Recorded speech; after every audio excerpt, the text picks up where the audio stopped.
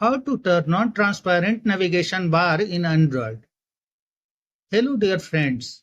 Follow the steps to turn on transparent navigation bar on your Android phone. Let's clear that my phone is Realme. Tap on settings icon. Scroll down and tap on about device. In some devices, you may find about phone instead. Tap on that. Tap on version. On the version number or build number, whichever is showing, tap 7 times frequently. This will turn on developer mode for you.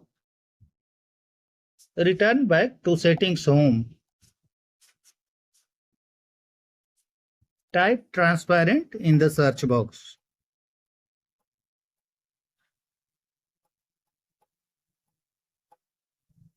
Select transparent navigation bar from the result. Turn on this setting.